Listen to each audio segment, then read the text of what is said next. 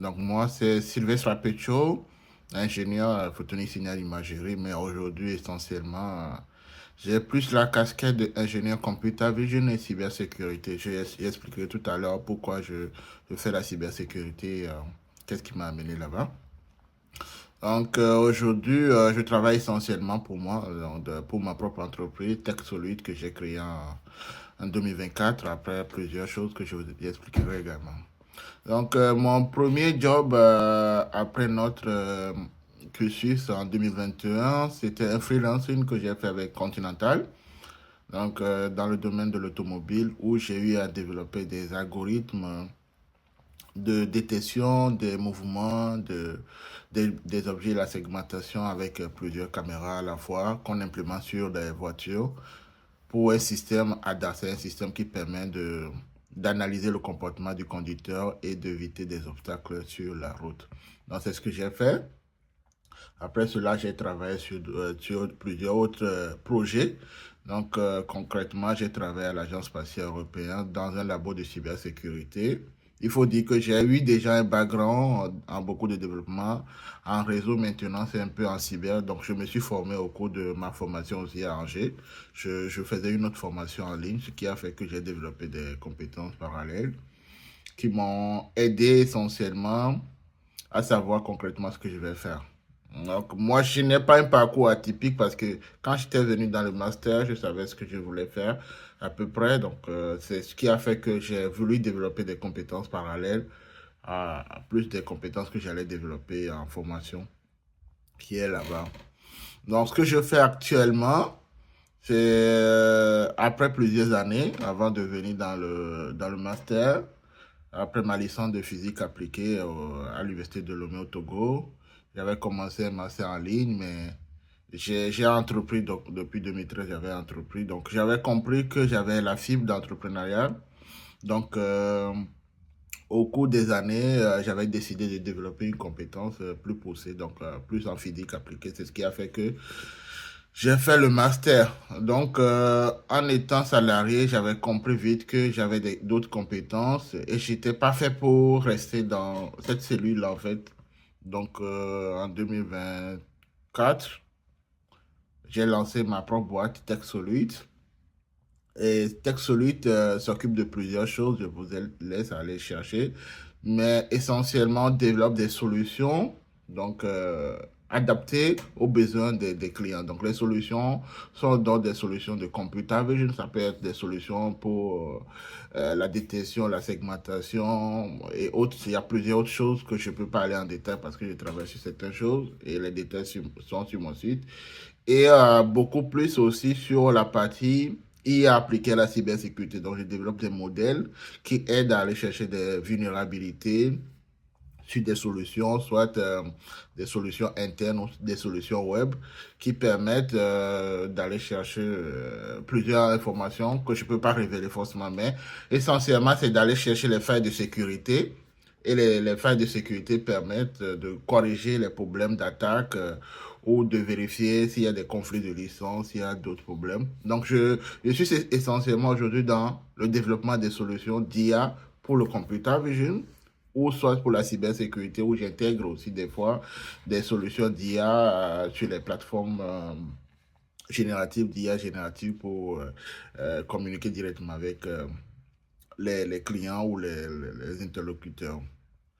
Mon salaire actuel, je ne vais pas le révéler, mais je vais vous donner une autre idée sur ce que j'ai gagné sur mon dernier emploi à Sagemcom. Donc, je gagnais environ 5 000 bruts le mois.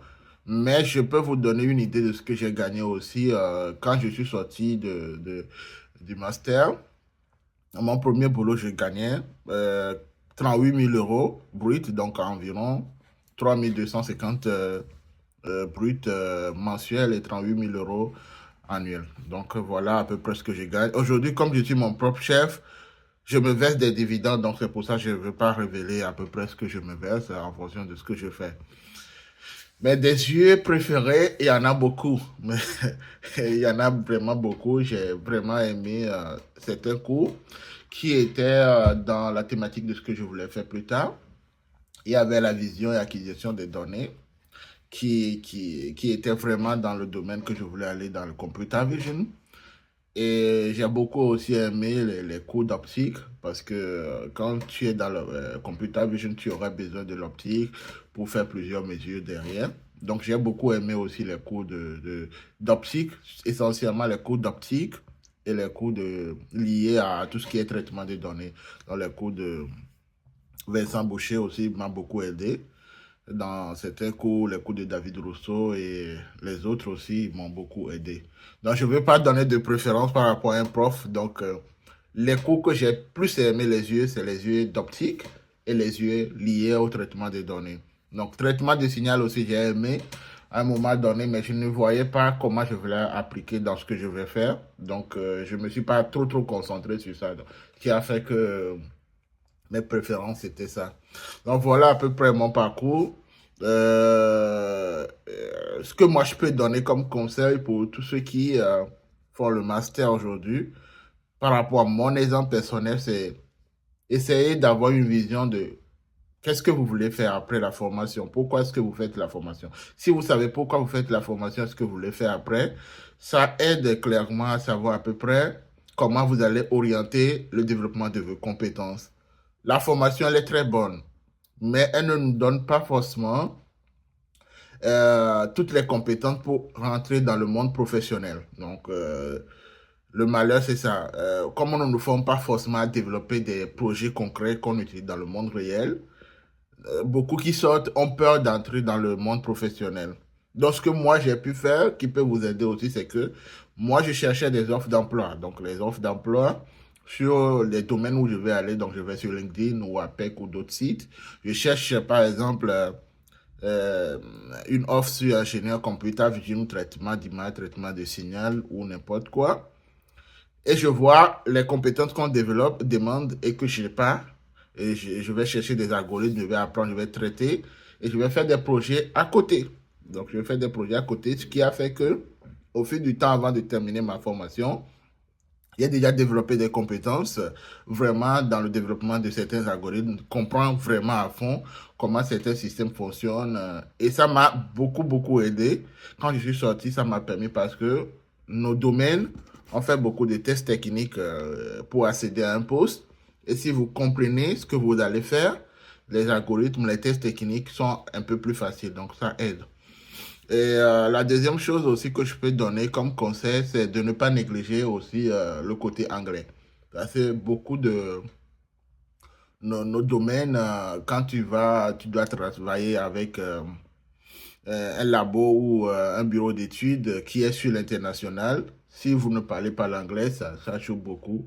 Ensuite, doser aussi, essayer d'oser. Si même on ne connaît pas, on peut aller chercher l'information, se former soi-même et le faire. J'espère que cette petite présentation vous donnera une idée sur moi. Je suis toujours accessible. Je vous donnerai mon mail professionnel. Je pense que l'université a mon mail personnel. Donc, si besoin, vous pouvez me contacter sur LinkedIn, sur mon mail pro, mon personnel ou mon numéro. Allez, bye.